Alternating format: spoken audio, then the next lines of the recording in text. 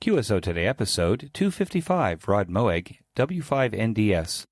This episode of QSO Today is sponsored by ICOM America, makers of the finest HF, VHF, and UHF transceivers for the radio amateur that are ready to enhance your contest season beginning with the ARRL Field Day beginning today when this episode posts. And by QRP Labs, Hans Summer G0 UPL's QRP Radio Kit Company. Hans has an amazing catalog of radio kits and parts for every budget.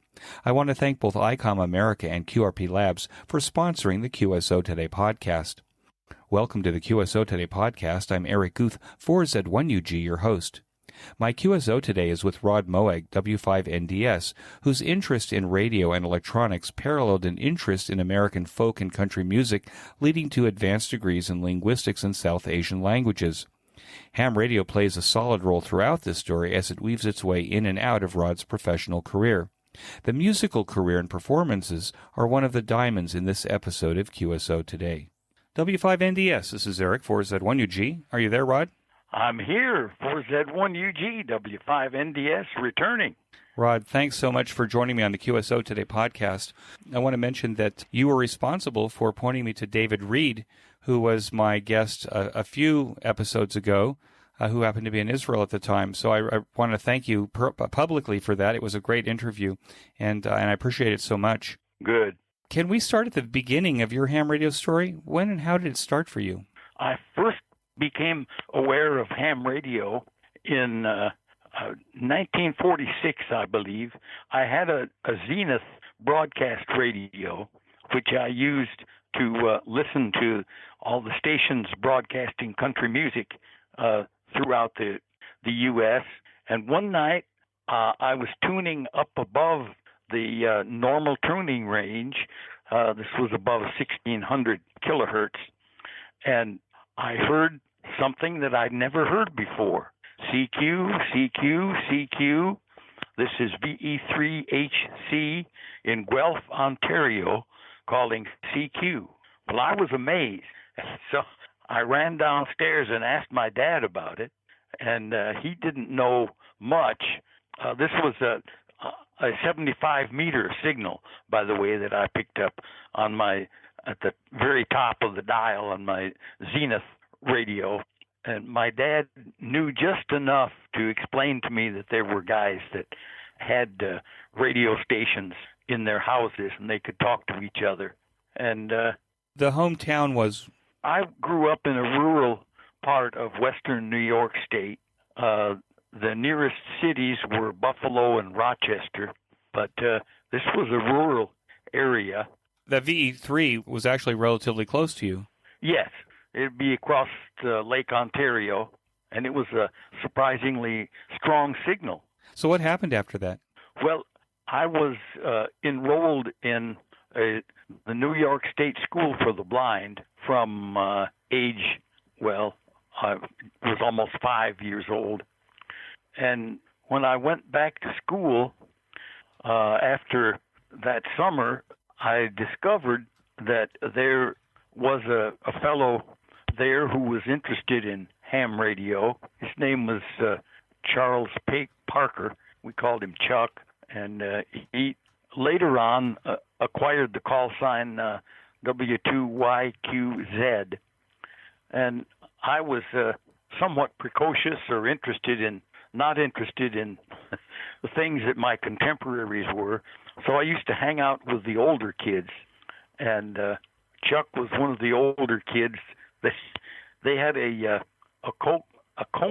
corner assigned to smokers. In the school? Yes. Yeah, okay. Well, outside the school. So after meals, I would hang out with those older kids who were smoking. And I didn't have really any urge to smoke, but Chuck and I could talk about radio, and I soon learned that there had been a ham station at the school, and there was a room where the station was still existing. They had an HQ 120 receiver, Hammerland receiver, and they had an old transmitter which had been donated by the police department. and they converted. The police at that time used 2 megahertz, but they converted the transmitter to 10 meters, and it was a big old thing standing on a table. I think it was about 100 watts, and Chuck Parker was able to operate that. Around that time, one of the teachers, the typing teacher named Anthony Pallone, got interested in ham radio and wanted to encourage the kids, and so he obtained the license for the school under the call sign W2YQW, and I don't know if the call is still extant, but I went along. I learned that there were 2 hams in my local area. My dad worked in a town about 10 miles from us, a small village of 5,000 people or so, and there was a ham there named Bill Rudd, and his son was also a ham, but his son was living elsewhere. One day I walked into the grocery store with my mother, and I heard the owner asking this man, well, have you talked to anyone far away lately? And so I jumped right in there and I said, well, what's your call sign? What band do you operate on? And he was W2YSV. At about this point, I wanted to get a communications receiver. So in 1948, my folks purchased an NC-57 receiver that I got in a big box under the Christmas tree. And as soon as I opened it, I set it up immediately, and I tuned in the AM band first. I tuned into 650 WSM and listened to the Grand Ole Opry for a while. And then I just had to try the ham band, so I switched over to 75 meters, and I heard a station from British Guyana, VP3DCS, Delta Charlie Alpha. So it was a very exciting day getting that receiver, and I went on then to listen to 10 meters. That was the most active band after World War II, and I heard just everything practically all over the world. I even heard a station from China once on that receiver on 10 meters. Well, I purposed to get my license, and it took a while. I had to learn Morse code, and Chuck Parker helped me with that. And then Was Chuck old enough to actually give you the test? No, he was probably 18 at the time.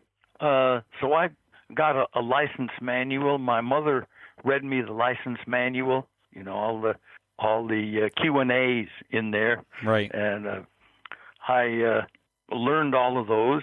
And there was another ham who lived about 5 miles away from us. He was also in the country. He was a small-time farmer, but a very brilliant man as far as engineering went. And his name was Paul Lefevre, and his call sign was W2UMW, which was a significant set of letters at that time because the United Mine Workers were very much in the news at that period. They were striking and trying to get more wages and so on. So it was an easy call sign for me to remember. But one night, Paul came over with his audio oscillator, and he gave me a code test. And he said, well, Rodney, I don't think you're ready to take the exam yet. So I waited a while and practiced some more. And then I went up to Buffalo. At that time, we didn't have anything like the volunteer examiners program that we have today. You had to go to the FCC office and take the exam. Well, I took the exam, and I took it on typewriter because I couldn't write handwriting, and they couldn't read Braille. If I copied it that way, so with their permission, I used the typewriter, and I hit one extra letter. I copied the over a minute's worth perfectly, but I hit one extra letter, and that hard-nosed engineer up there said, "Well, I can't really pass you. You'll have to come back in 30 days." So my mother brought me back a month later, and that time I didn't make any typos. I passed the exam. Which level was that? That was the general exam. This was 6 months before they initiated the novice program. So this was summer of 1951. And so about 6 weeks later, I got a letter in the mail assigning me the call sign W2KUV. And my mentor, W2UMW, built a power supply for a BC457. That was an Army surplus radio. It was VFO controlled, and it operated throughout the 80-meter band, 3.5 to 4 megs. And I was listening to some friends on 75 meters every day. And so as soon as my license came, I got on the air and called in. The rest of them were on phone, but they made room for my CW. And I remember I was using a straight key initially, and they said, "Well, we can't wait for you to get a bug," so I could send faster. So your first rig then was that NC57 and the BC457 on 80 meters. Yes, right. My first contact was another brand new licensee, W2HYN, and that was on CW on 80 meters. Then I used to stay up late at night listening for W6s and W7s, and if I didn't bother with 8s and 9s and 0s. If it was a 7 or a 6, I would try to work them, and most of the time I was able to on ADCW. And how long did you spend on ADCW? Yes, first couple of years, and then I got a friend loaned me a very small rig, self-contained. Stancor 10P was the model of it. It had a built-in power supply, 5R4 rectifier, something like that, and a crystal oscillator and a 6L6 final. They opened up the 40-meter band to phone right at that time, and this radio had about 5 watts output, but I worked an amazing number of guys on 40-meter phone right after it opened up. I soon went to Heathkit came out with a transmitter called the AT1.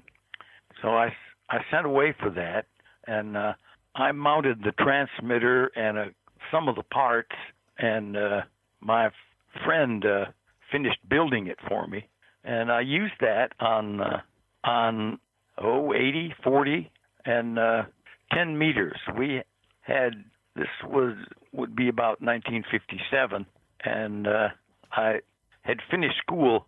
I graduated in 54, and I was just working. I had a factory job for about a year and a half, and I was playing music with some bands locally. And we had a group on 10 meters. The band was not really open then, or rarely open, but we had a group of local guys in an area of about 20 to 30 miles.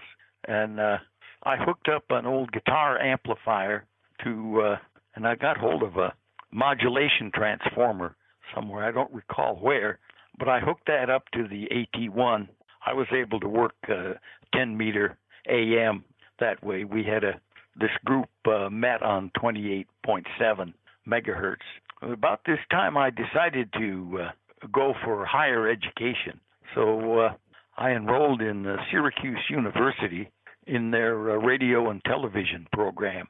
and they had an FM station down on the low end of the FM band, 88.1. I did a little volunteering it was student run, and I didn't do too much ham radio while I was at Syracuse. And now this message from ICOM America. With the Dayton Hamvention in the past, we are moving quickly to the ARRL Field Day and contest season. Take the ICOM IC9700 along on your field day to work VHF-UHF modes, including single sideband and CW, and the digital modes. Why not demonstrate moon bounce or meteor scatter to your assembled club? The IC9700 is ICOM's newest SDR transceiver that is fully operational in all modes on VHF-UHF and 1.2 GHz. This full-featured rig includes color touchscreen, RF direct sampling on 2 meters and 70 centimeters, and independent dual receivers capable of duplex operation on your favorite passing satellite. Power output on 2 meters is 100 watts, 75 watts on UHF, and 10 watts maximum on 1.2 gigahertz. Of course, this rig can be remote controlled over the Internet with an optional Ethernet interface and software from ICOM. The ICOM IC7610 is the SDR every ham wants both in his shack and on his field day site. This high-performance SDR has the ability to pick out the faintest signals even in the presence of stronger adjacent signals. The ICOM IC7610 is a direct sampling software-defined radio that will change the world's definition of a software SDR transceiver. This rig, too, has independent dual receivers, allowing you to be ready to pounce on DX or contest stations in one band while working another. Finally, the ICOM IC7300 has changed the definition of the entry-level HF transceiver. This compact footprint that almost exactly matches the IC9700 also includes RF direct sampling, 15 discrete bandpass filters, a large 4.3-inch color touchscreen, and real-time spectrum scope or pan adapter. ICOM America has the rig for your field day tent or ham radio shack that matches every amateur radio operator's level, skill set, and ability. Be sure to visit your favorite ham radio store to take a look at these fine rigs in action. Click the ICOM image on this week's show notes page to get to the ICOM America website. I want to thank ICOM for sponsoring the QSO Today podcast. Remember, when you buy your next ICOM rig, please be sure to tell them that you heard about it here on QSO Today. And now back to our QSO Today.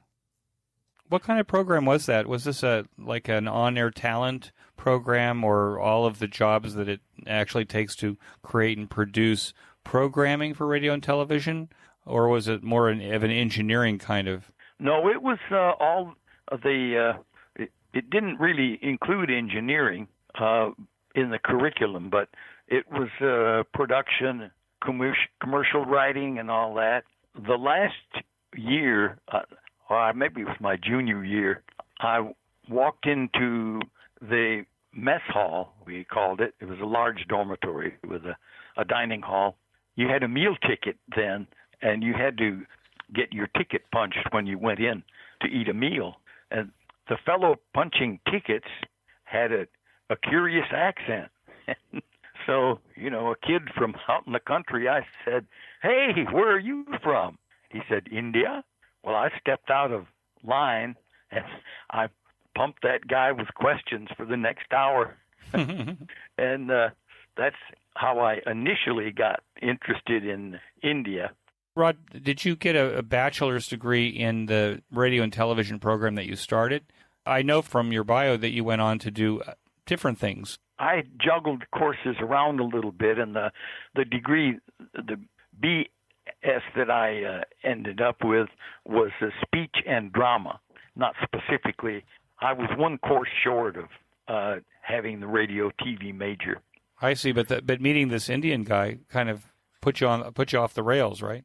It did. It put me on a different course, and I applied. The U.S. government came out with what they called National Defense Fellowships, and the idea was to encourage people to study the so-called exotic languages that weren't studied much in the U.S. So I applied for a fellowship to go to the University of Wisconsin and study Hindi. And lo and behold, I got one, and so I went out to the University of Wisconsin and got involved in my master's coursework there. I also got acquainted with there was a local ham club at the university, and I got acquainted with them. And in fact, that was one of the fellows in the ham club had a transmitter that he had built up with a single 813, and he offered to sell it to me at a good price. So I bought it, and later on, when I started teaching at the University of Missouri, added a second 813 and had a pretty effective linear amplifier. It's interesting that you'd go to the University of Wisconsin to learn Hindi. Were there any Hindi speakers at the University of Wisconsin? Yes, we had a professor who headed the course, and at that time they had a teaching assistant who was a native speaker of Hindi. So he served as the model for pronunciation and so forth. I see. Now, Hindi is a language that's spoken in India. North India. India, because it's my understanding that India has hundreds of languages and dialects. Yes, they do have a great number.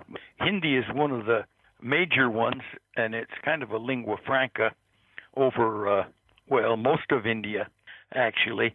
And Hindi is actually a cousin of English. It's an Indo-European-based language.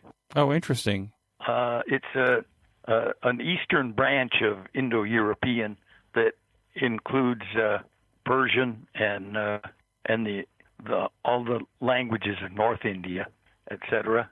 So after I studied for a year at the University of Wisconsin, I decided that I needed to go to India to really learn the language well. I had done a semester abroad in my undergraduate career in Italy. I had learned the value of living, in the culture and having to learn the language that way. So I applied for a Fulbright student fellowship, and in 1962, I landed in Bombay, India. And I had let the Fulbright people know that I was a ham operator.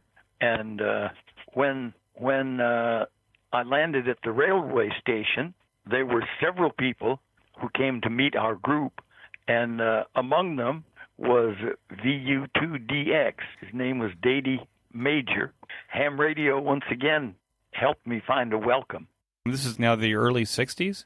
Yes. Right. So this is a time when, to make a phone call from India to America had to be like $10 and a minute or something, right? If you could make the call. Yeah, right. So they must have felt that your having an amateur radio license was a very valuable thing to the group, perhaps. Were you involved in doing any messaging or passing traffic? No, I didn't attempt to do any of that. There were problems with between India and America at that time. The Indians were a bit suspicious, and it turned out later with some good reason. Right, India was under the Soviet influence at that time. Yes. Right. Yeah, they were more friendly during the Cold War. Yes. Right. So I didn't make a lot of noise about the ham license or attempt to get a license while I was in India, because I figured that would cast suspicion on me. So I studied at a university there first year, and I decided to stay a second year, and I went to another university in the Bihar state, and I taught English there and did a research project. And I met a young woman in our group who I became enamored of, and we got married in spring of '64 and came home to the U.S. at that time, and I went back to the University of Wisconsin with my wife, continued my graduate study. You went on to get a PhD in what?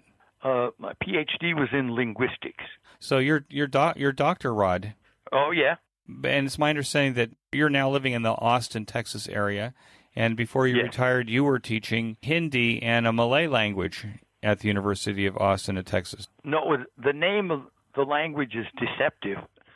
It's Malayalam, it's a South Indian language. It has no connection with Malay, which is spoken over in Malaysia, Malaya, Singapore. Also South Asia, but not close to India. Well, those countries are usually considered Southeast Asia. Right. No, that's true. As opposed to India. There's a second language family in India called Dravidian, and the Dravidian Malayalam is one of the Dravidian languages. Tamil is the one that some people will have heard of, probably, but Malayalam is a sister language to Tamil. I see. Tamil might be a language spoken in Sri Lanka. Yes, it is, as well as the largest state in South India, where Madras is the largest city, and that whole swath down on the east side and southeast side of India is the home of Tamil. Once you're back in the States, did you become more active in ham radio? And if you did, what is it that you liked about ham radio? Were you a contester, DXer, or rag chewer? What was it that appealed to you in ham radio? I was more of a rag chewer. Shortly after getting back to Wisconsin, I bought a Heathkit HX10. It was a big phasing sideband transmitter.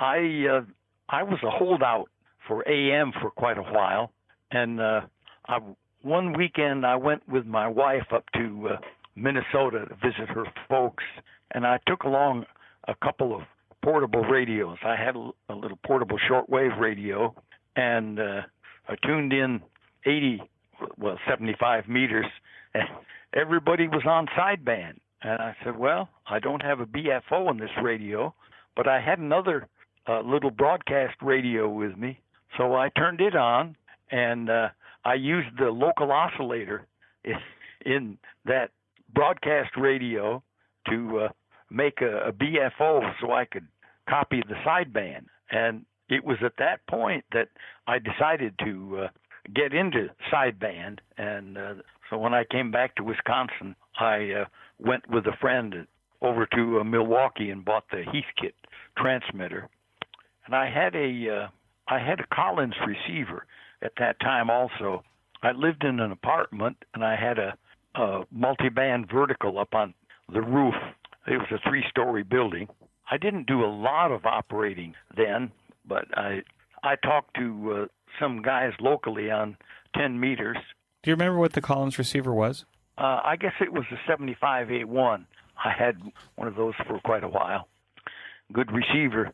Yeah, it's my understanding. Yes, and a friend of mine made a dial. He took a square of plastic and inserted brass pins at, made sort of a clock dial with 3 pins at the top and at the bottom, 2 pins at the quarters, single pins at the other degrees in between.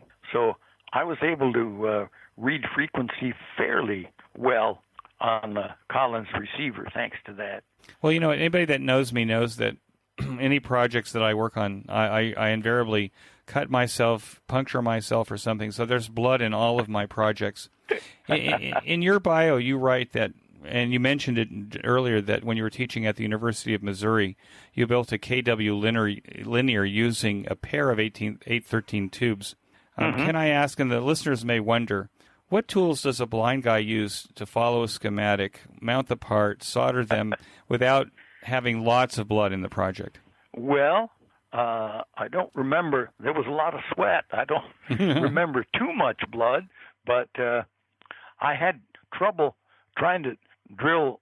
I had obtained this single 813 rig from a guy in Wisconsin a few years previous, and so I had to cut a hole for the second 813. And I tried using a hole cutter, like a nibbling tool or a hole saw. No, it was. It had a little drill in the middle of it, and then it had a bit that went around in a circle. Right. And I guess if you used it correctly, you could get a nice, neat hole. Well, it wasn't working for me, so I took a drill and drilled out lots of small holes around that circle. Finally, knocked out a space, was able to mount the tube socket for the second 813. And there was a ham who was more technically oriented than I was, and I got a circuit from him and had to send away and get a few parts, a bifilar choke for the filaments and little suppressors that you mount on in top of the where the caps go on the top of the tube 813. Right. Yeah. And then the neat thing was that I knew it had a pi network in the output, and I had a gadget that I'd built up some years earlier that was essentially an audio oscillator, and you could connect it across a meter, and the higher the meter reading, the higher the pitch it produced. And so I built in I had a meter in the front panel of the amplifier. So I hooked that device across the meter, and I was able to tune it for minimum current and maximum output. Let me take a quick break here to tell you about my favorite amateur radio audio podcast, the Ham Radio Workbench Podcast with George, KG6VU, and Jeremy, KF7IJZ, where they pursue topics, technology, and projects on their ham radio workbenches every 2 weeks. George and Jeremy document their projects and make circuit boards available for sale to their listeners. They have interesting guests and go in deep. Even if you're a seasoned ham radio builder or just getting started, be sure to join George and Jeremy for the Ham Radio Workbench podcast. Use the link on this week's show notes page by clicking on the image. And now back to our QSO today. So, Rod, do you solder? Yes. Oh, I had to. Yeah. I burn my fingers looking at it.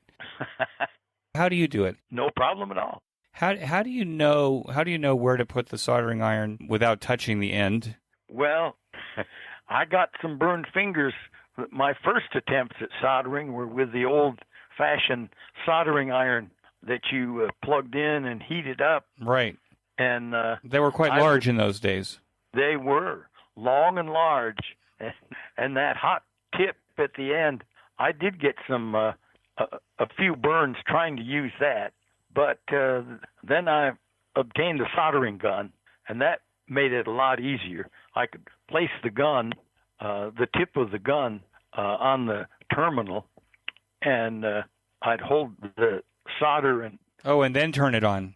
Yeah. Right. Oh, okay. And then pull the trigger, and I'd hold the solder in my left hand and feed the solder. You could tell when the solder was melting, of course. Right, because the smell. Your hand got closer to the joint. Oh, cool. So that's how I did that. Now, how did you separate parts? I mean, did you have someone do that for you, or did you use an audible meter to know which resistors? There weren't a lot of resistors and capacitors in those transmitters, but how did you know the difference between the parts?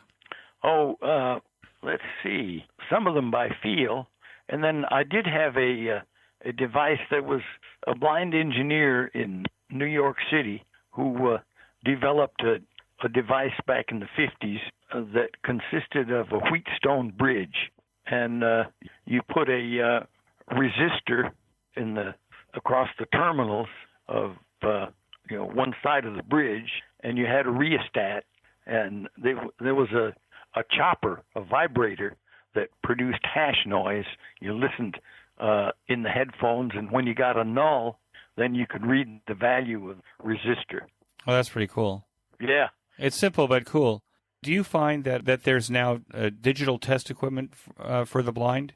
Do we have talking multimeters now? And there is a talking multimeter that I bought from Radio Shack a number of years ago, and it reads both AC and DC volts, ohms, and current to some extent, and it has two probes.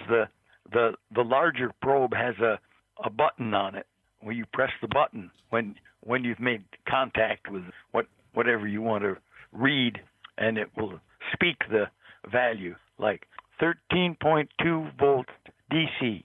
Oh, interesting. Yeah.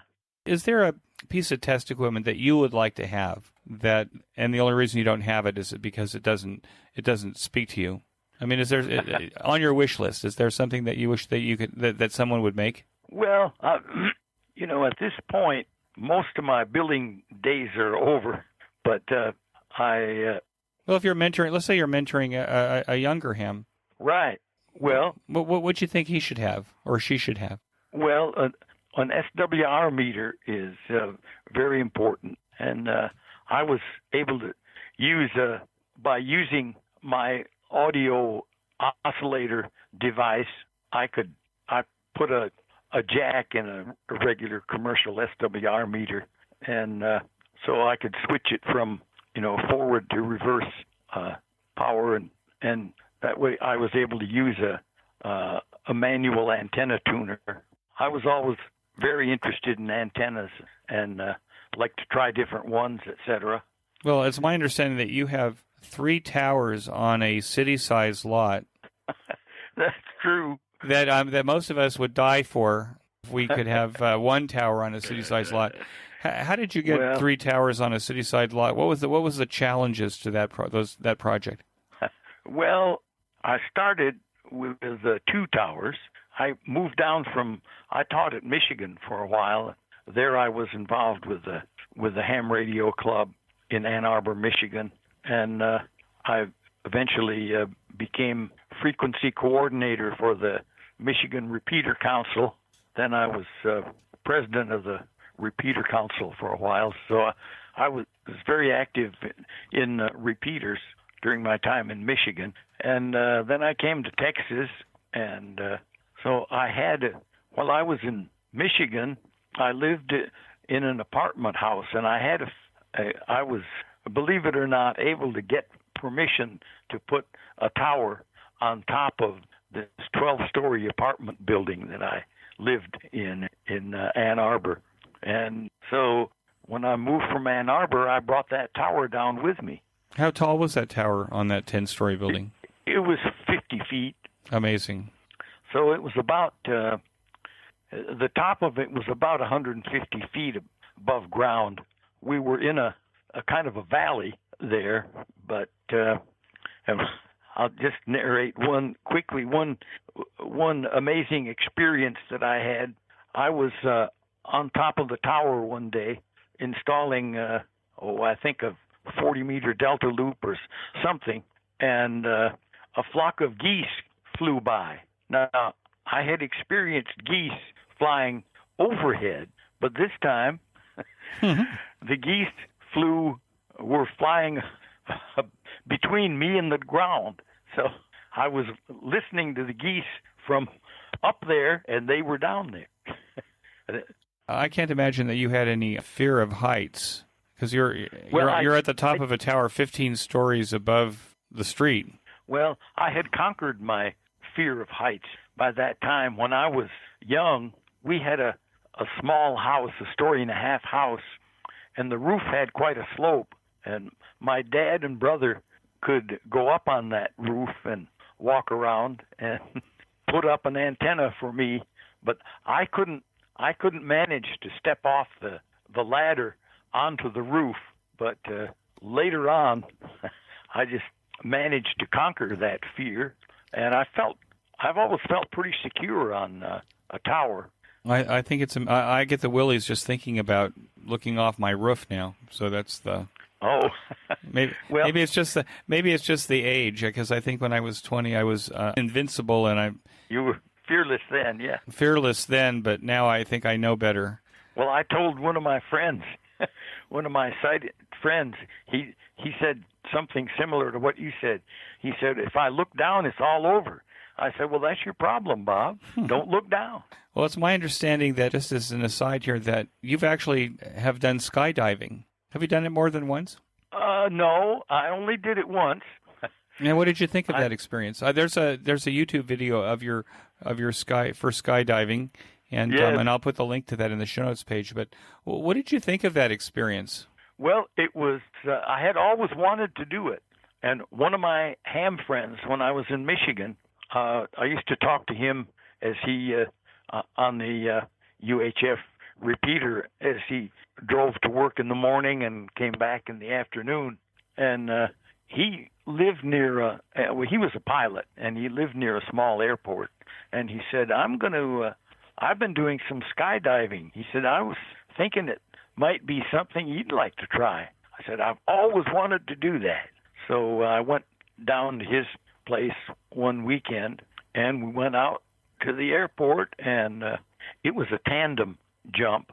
That means I was tethered to the instructor, but it's quite an experience at 8,000 feet to step out on the strut underneath that wing and jump off when he tells you to. And of course, you're in free fall for a while, and then the chute opened up, and I eventually came down to earth. So ham radio again is Ham radio got you to jump out of an airplane. Exactly. Your house is in Austin, is in the city? Yes. So you have this 3 towers on the city lot. How big are the towers now? Well, the big one is almost 100 feet, not quite. It contains, I extended it. It used to be 65 feet. A friend of mine asked me if I would provide a home for a repeater. This was a 900 megahertz repeater. And so I said, yes, I could do that.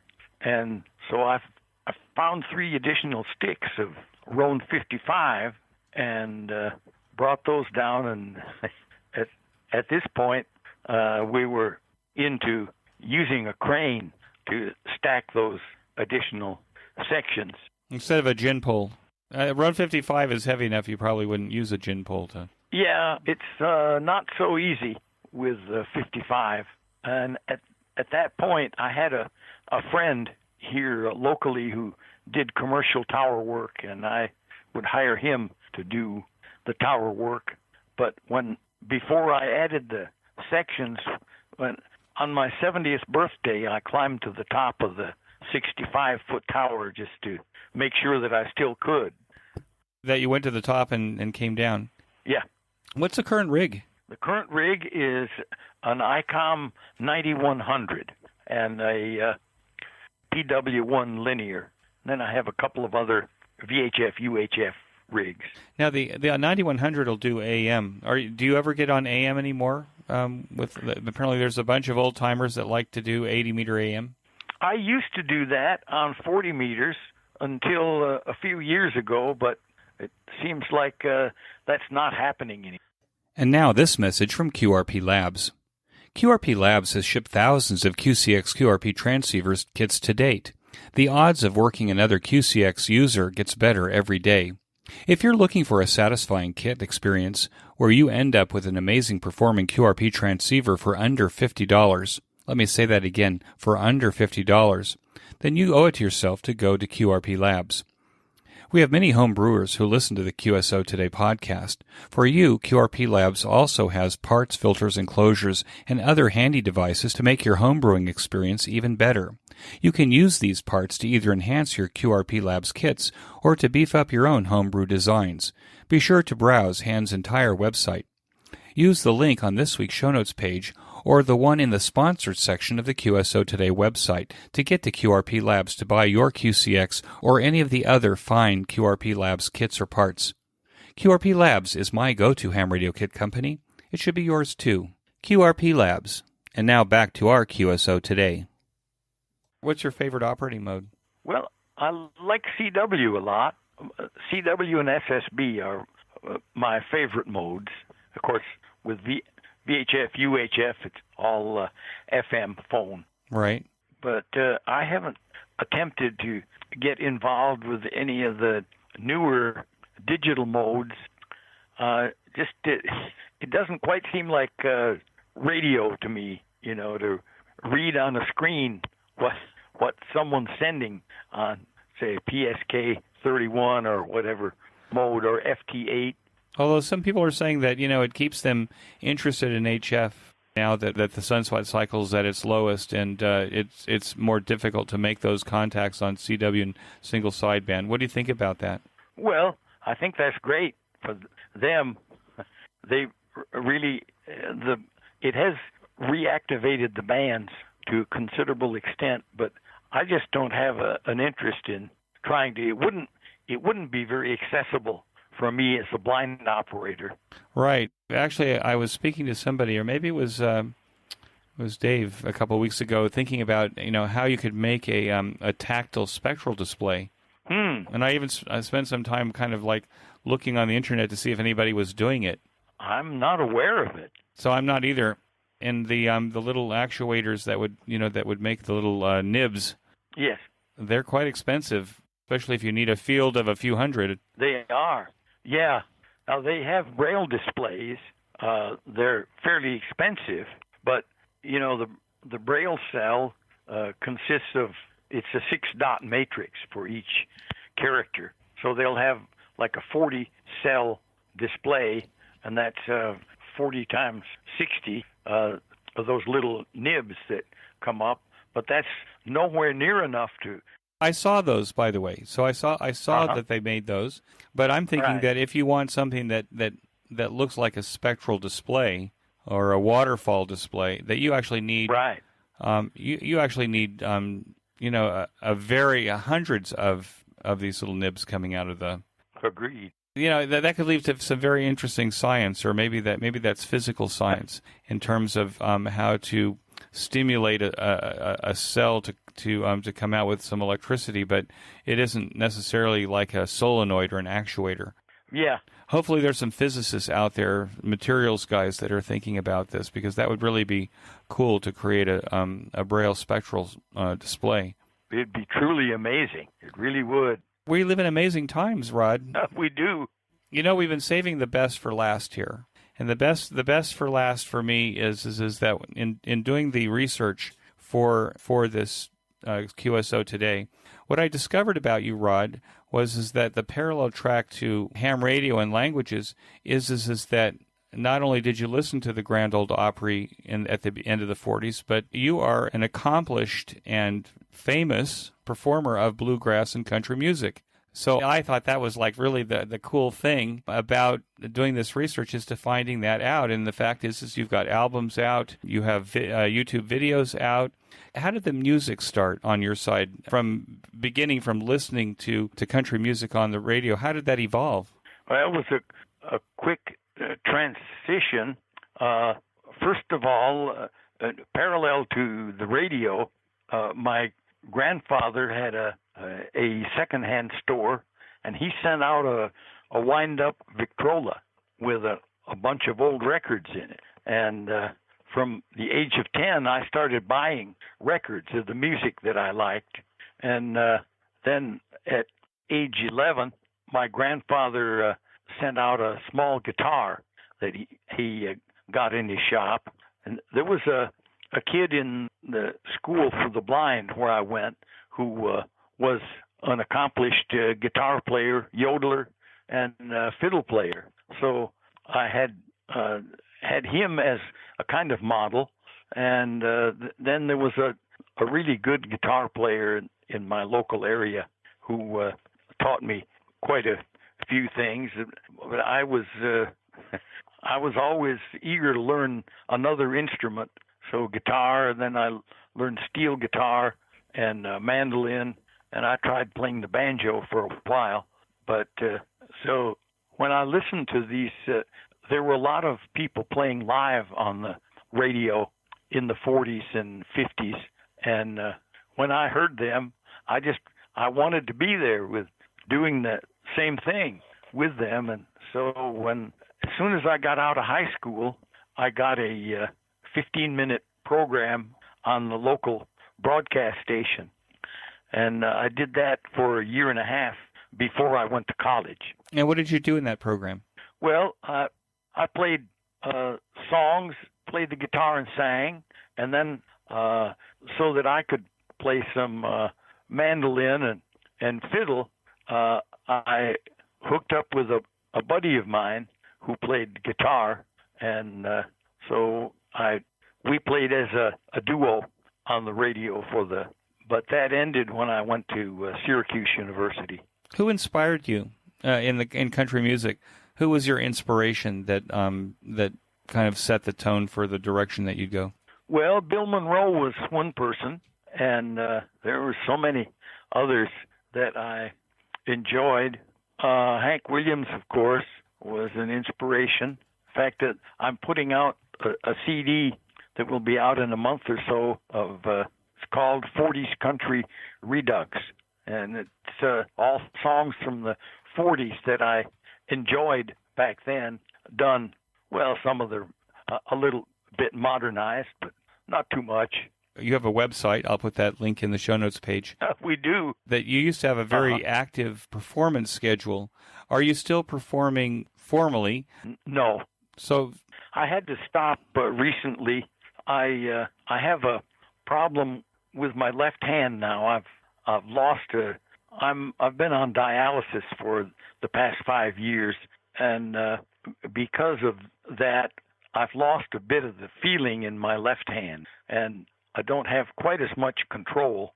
I'm determined to start playing again, but for a year or so I didn't do any playing, and I don't have a group now that I play with. When I go to listen to some friends, they sometimes invite me up to sing a song or two.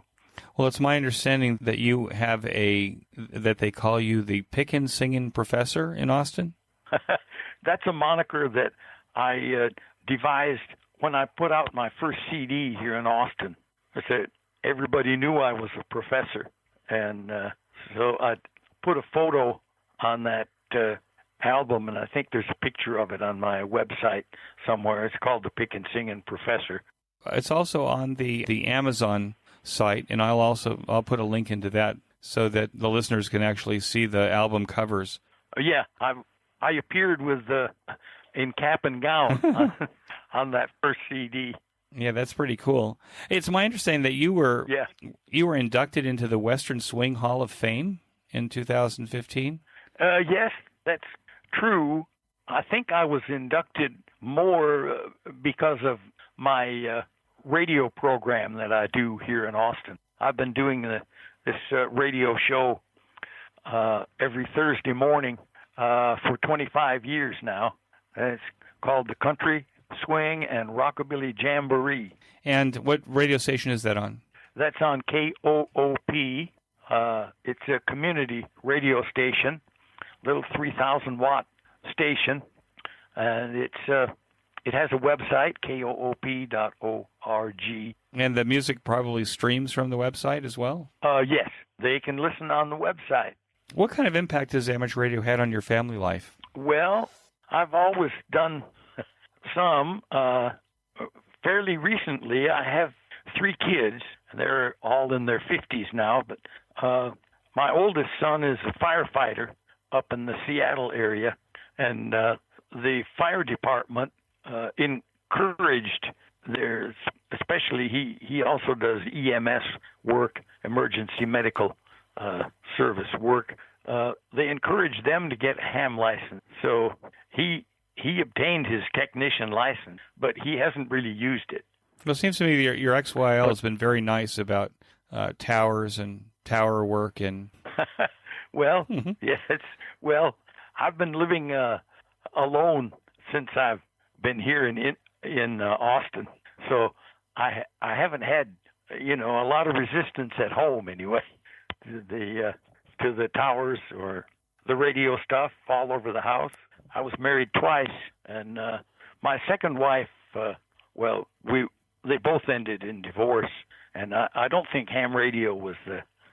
My second wife used to help me put up antennas and so on, so I don't think that it was an obstacle. What do you think is the greatest challenge facing amateur radio now, from your perspective? Well, I think it's involving younger people in the hobby, because so many of the people I talk to, the hobby it's a gray-haired hobby. Do you find that music, country music, the kind of music that you do, does it have its younger followers now? Yes, it does. Not as many as some other. I mean, are the challenges the same, maybe, in some way? Well, that's a good point and a good parallel. Yeah, probably. The expression dinosaur comes to mind.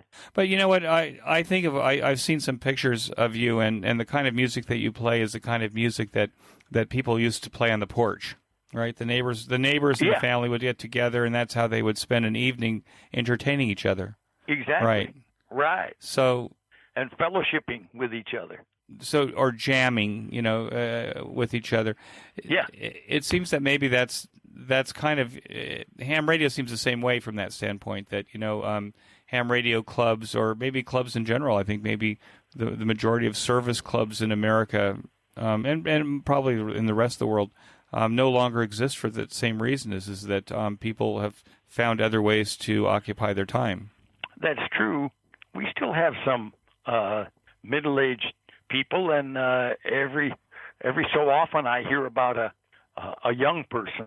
Usually they're related to a ham in the family or something, but there are some young people still obtaining license. Well, there's apparently a huge number. I think America is close to 800,000 licensees, but I think sadly the majority of them are not active. Maybe as a result of getting because they work, as you say, your son is working for public service organization that's encouraged people to get their licenses, but they're lacking guidance beyond, passing the test. Right, exactly. And no one to inspire them. With me, it was listening to the other hams that really piqued my desire to get on the air and communicate with and join these guys. Do you think there's something that the amateur radio community could do to make ham radio for blind hams easier, or do you think it was just it's been a natural fit all along? I think it's been a natural fit in many ways, because radio takes you outside of yourself. It takes you beyond the confines of your own self and your home, etc., and expands your horizons and stretches your knowledge, as long as you're receptive to it. Do you think that ham radio for you as a kid was that door opener to expand the world for you, to make the world accessible and that much easier to access? Oh yes, definitely. Because I also did SWLing, and I was always interested in other people and things that were new and different. Yeah, certainly ham radio has become an amazing vehicle for new and different, don't you think? Yes. What advice would you give to new or returning hams to the hobby? Well, I would say to get on CW and bring up your code speed. Now, not everyone can do that easily, but a lot of people can. And I think CW is a kind of satisfying mode. You can talk to people, and the QSOs are fairly formulaic for the most part. But when you hit someone and you find a common interest, such as antennas, or it could be anything. Some people are interested in teletype and RTTY. I think this can whet your interest and maintain your interest in the hobby. You bring up a very interesting point, and I'd like to go into it just a little bit more. Sure. With all of the modes that are now available in amateur radio, all the digital modes right now, which seem to be kind of the rage, single sideband, FM, all this stuff, why would you advocate that someone get on CW? What is it about CW that you think is the secret sauce to developing an interest in ham radio in 2019? Yeah. Well, CW is satisfying, to be able to copy someone, just those dits and dahs coming across the airwaves, and to get acquainted with someone, I run into a lot of hams who say, I've been a ham for, this many years, CW only.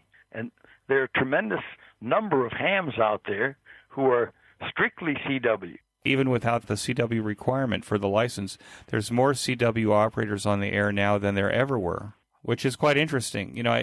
I'm not trying to push back at all, because I'm kind of getting what you're saying, and that is that there's the skill set to learn.